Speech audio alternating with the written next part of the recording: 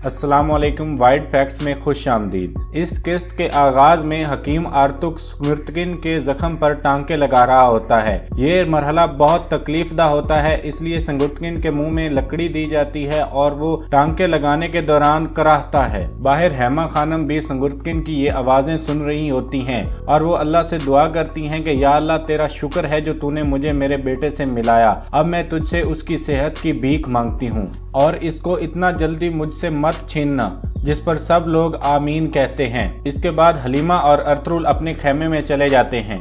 हलीमा पूछती है नोयान वहाँ क्या कर रहा था, जिस पर अरतुरुल बताता है कि वो संगुर्तकिन के पीछे आया था। हमने उसके सारे सिपाही मार दिए लेकिन वो वहाँ से जख्मी हालत में भागने में कामयाब हो गया। फिर हलीमा कहती है तुमने नोयान को बहुत नुकसान पहुँचाया है, अब से उसके सबसे बड़े दुश्मन आप हो और वो आपको मारे बिना चैन से नहीं बैठेगा। जिस पर अरतुरुल कहता है कि मैं खौफजदा हूँ कि वो हमारे कबीले को कोई नुकसान न पहुँचा दे, क्योंकि वो हमें बहुत अच्छी तरह से जानता है और हमारी कमजोरियों से भी आगाह है। यहाँ तक कि तुम्हारे पेट में मौजूद बच्चे के बारे में भी वो जानता है। फिर हलीमा कहती है कि सलजान ने मुझे आयतोलन के बारे में कुछ बातें बताई हैं।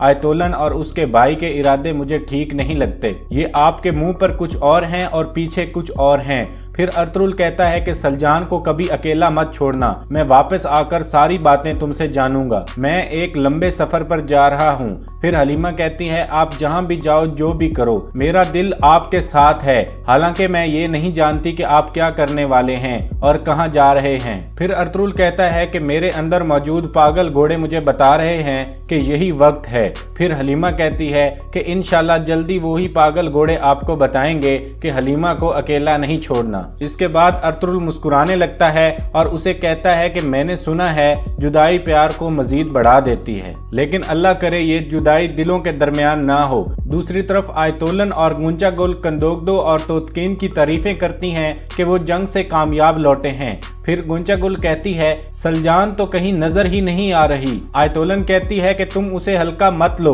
वो कभी सुकून से नहीं बैठेगी। जब तक वो मर नहीं जाती हमें सुकून हासिल नहीं हो सकता। दूसरी तरफ सलजान बानो चीचक से मिलती है और उसे कहती है माशाल्लाह तुम कितनी बड़ी हो गई हो, मैंने सुना है तुम मर्दों की तरह तलवार चलाती हो और घोड़ा दौड़ाती हो। जिस पर बानो चीचक कहती है मुझे याद है जब आप पहली बार सुलेमान शाह के साथ हमारे कबीले में आई थी, आपने और गोपचे ने मुझे घुड़सवारी सिखाई थी। फिर सलजान कहती है अच्छा तो तुम्हें सब याद है।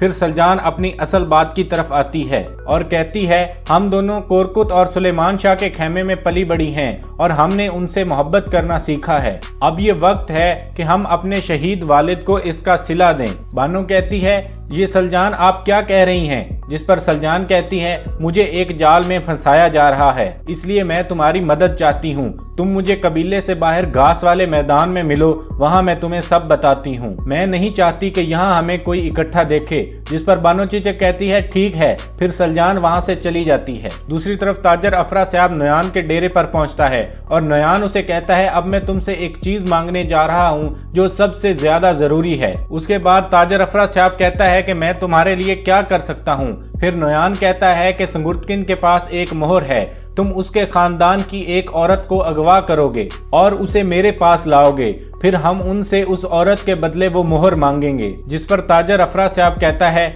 जैसा आपका हुक्म। उसके बाद नोयान पूछता है क्या मेरा वफादार हमजा जिंदा है? जिस पर अफरा साहब कहता है कल सुबह कंदोगदो उसका सर उतारने वाला है। जिस पर नोयान कहता है वो इज्जत की मौत मर रहा है। दूसरी जानिब कबीले के बाहर बानो चीचक वहां पहुंचती है जहां सलजान ने उसे बुलाया था। सलजान वहां पहले से ही मौजूद होती है। सलजान उसे कहती है हम एक अंधे कुएं में हैं और हमारी ये जिम्मेदारी है कि हम अपने कबीले को इससे बचाएं। बानो चीचक कहती है कि मुझे समझ नहीं आ रही कि आप क्या कह रही हैं। उसके बाद सलजान उसे बताती है कि कोरकुत सरदार के खेमे में एक आफत है जो दोनों कबीलों को जहर आलूद कर रही है और सिर्फ तुम हो जो मुझे इस आफत से बचा सकती हो और ये आफत आयतोलन है।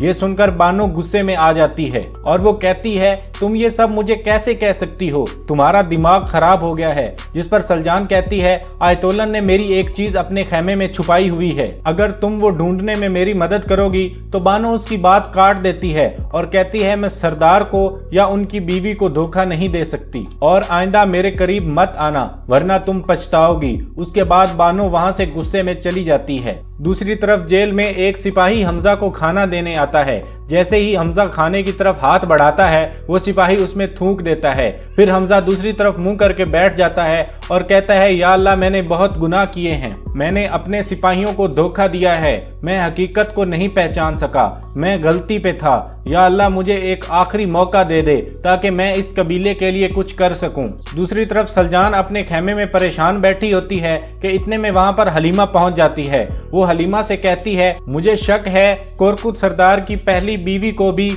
आयतोलन ने मारा था। जिस पर हलीमा कहती है, तुम ये कैसे साबित करोगी? जिस पर सलजान कहती है कि पहले हमें वो हार ढूंढना होगा, जिसके बाद हम ये भी साबित कर देंगे। फिर वो हलीमा से पूछती है, क्या इस काम में तुम मेरा साथ दोगी? हलीमा कहती है, हाँ, मैं तुम्हारा साथ दूंगी। फिर सलजान खुश हो जाती है। फिर गमोश्तकिन आयतोलन से कहता है कि संगुर्तकिन का सुल्तान अलाउद्दीन से कोई ना कोई ताल्लुक जरूर है, और आयतोलन कहती है कि संगुर्तकिन के आने से हमारी मुश्किलात में मजीद इजाफा हो गया है।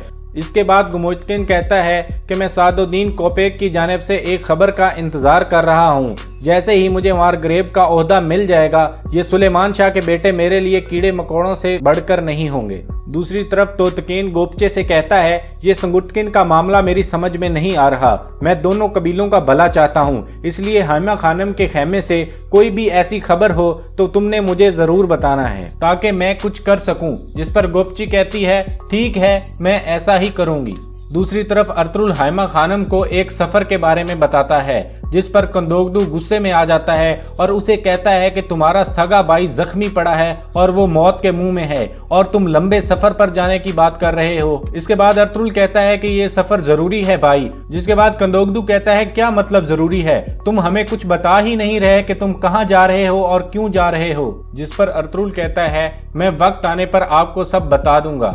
उसके बाद कंदोगदू फिर से गुस्से में आ जाता है और कहता है, क्या मतलब वक्त आने पर बता दोगे? तुम कहते कुछ और हो और करते कुछ और हो, तुम्हारा हर कदम एक राज है। तुम अपनी मुश्किलात के बारे में मुझे बताओ ताकि मैं तुम्हारी मदद कर सकूं। फिर अर्तुरुल कहता है, भाई मैं एक दिन आपको सब कुछ बता दूंगा, लेकिन आज नहीं।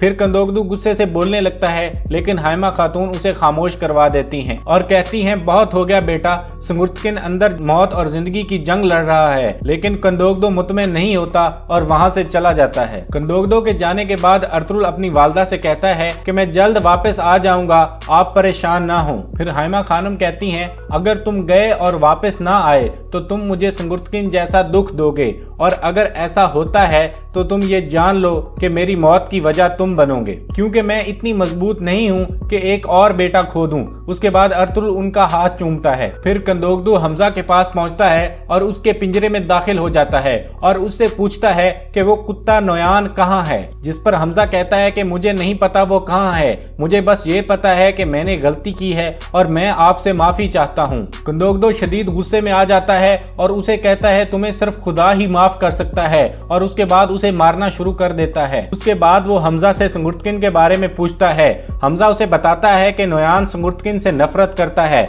माजी में उसने उसे ओगेडे से मिलाया था। उसके बाद संगुर्तकिन सुल्तान अलाउद्दीन का जासूस बन गया और उसके बाद से वो उससे नफरत करता है। इतने में गमोश्तकिन वहां पहुंचता है और कंदोगदो से पूछता है, क्या इसने कुछ बताया है? जिस पर कंदोगदो कहता है, नहीं। दूसरी तरफ दुआन अपने कपड़े धो रहा होता है कि बानो चीचक वहां पहुंचती है और उसे कहती है, मैं तुम्हें मुबारकबाद देने आई हूँ, तुम जंग जीत के आए हो और कबीले की इज्जत में इजाफा किया है, तुम बहुत बहादुर हो, तुम हमारा फख्र हो, अल्लाह करे तुम्हें और कामयाबियां नसीब हों। दुआन उसका शुक्रिया अदा करता है।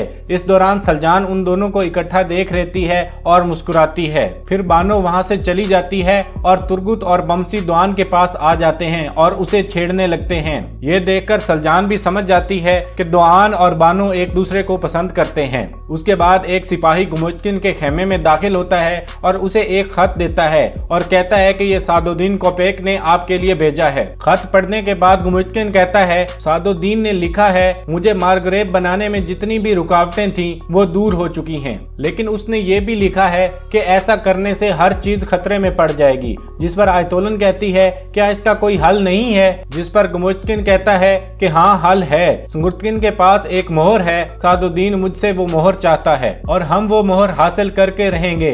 और यहाँ ये किस्त अपने इख्तिताम को पहुँचती है। इस ड्रामे की आने वाली किस्तें देखने के लिए हमारे चैनल को सब्सक्राइब कर लें और बेल आइकन दबा दें ताकि हमारी अपडेट्स आप तक पहुँचती